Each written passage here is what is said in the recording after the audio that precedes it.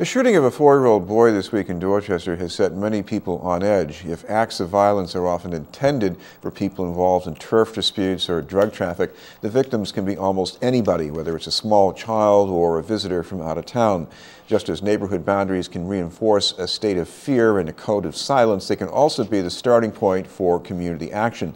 Our guest knows about this from his work in Roxbury in the South End with the Showdown Youth Development Organization. We'd like to welcome Donovan Walker. Thank you very much for being with us, Donovan.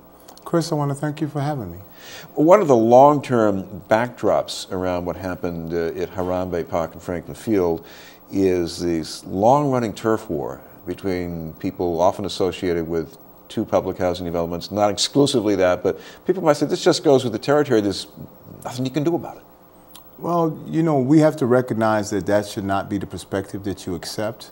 There is something that can be done about it. Functionally, in the process of what happened to that child, the response by Mothers for Justice and other local activists and politicians and even the police, they responded later that day and the next day in a rally.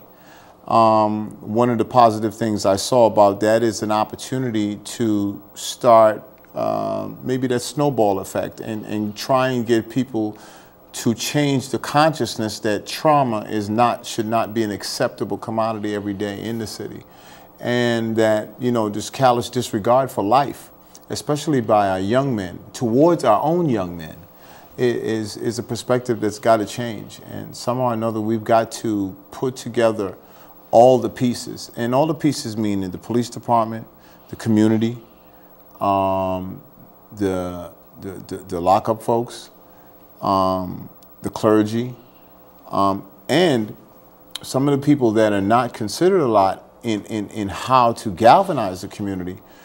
The NA organizations, the folks doing those positive, everyday, look yourself in the mirror. You know, Michael Jackson, you know, has a song, Man in the Mirror. We can have an opportunity to make a positive change starting every day if you just look to make yourself a better person in how you treat people. The trauma is tremendous. What are people feeling when you say they're traumatized?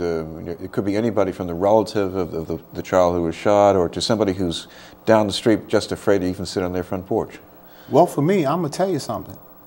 That was a totally perplexing situation that hit me. I think yesterday I had a similar meltdown. What that incident did was put back in my mind an incident where a young man was shot in my program when we first started the Violence Free Zone initiative at Ramsey Park. And a young man was shot in the buttocks and another man shot in the leg. But the young man who was shot in the buttocks, the bullet would have hit my daughter in the head if he wasn't standing in front of her. So it put me in a position to recognize that this thing is so close. So not only if you're not impacted by a relative of who is shot, you're impacted in the memories and the perspectives and the situations of people around you who have been in similar situations. I just had a near and dear friend get shot just recently.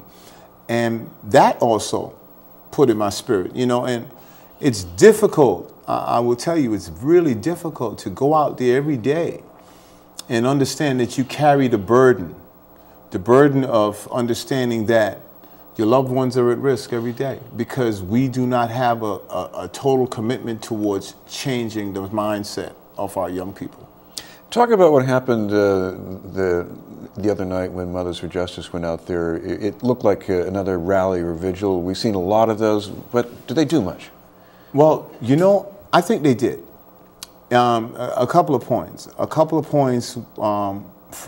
go from the police perspective.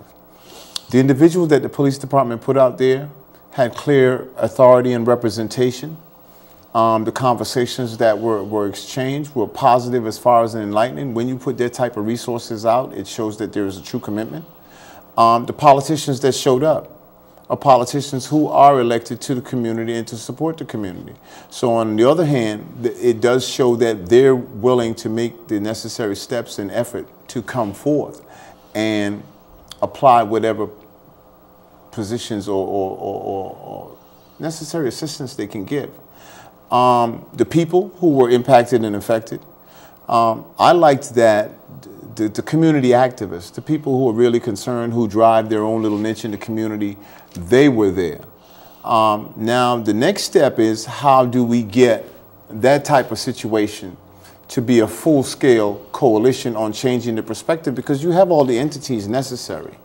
GD was there. There was a couple other folks that reach a niche that is not put at the table when you talk about systematically changing the mindset of our young folks, which would change the culture of violence in the city. Because right now we have like-minded individuals who look like myself who go about shooting themselves. And, you know, one of the greatest things that could be helpful would be more resources this summer. Summertime is a time where a young man could really become, you know, just despondent with himself. You're out there every day, sun is shining, you're supposed to be having a good time, but you're broke. And, you know, summertime is highlighted for the violence, but most violence and murders occur in the wintertime. Now, what about the resources and how you can also overcome the turf bearers? Because there are agencies in that neighborhood, and some people feel they're out of bounds because of turf wars. You know, it's true, but I will tell you something. Every day I have the opportunity to associate with some like-minded individuals and organizations that are doing some tremendous work on the streets and are touching young folks' lives, and have the opportunity to have a tremendous impact in the everyday socialization of people in our community. I think one of the components that's not there is the overall actualization that we do have an opportunity to change our mindset. I think everybody has accepted that this is the norm, and it shouldn't be the norm. You know, what was a little discouraging is that you can see 6 news vans for the shooting of a 4-year-old, but you won't see 6 news vans for the positive things in the community. Thank you very much for being with us. Hey, pleasure was all mine, Chris. Donovan Walker. Up ahead, the report from Dorchester with Bill Forey.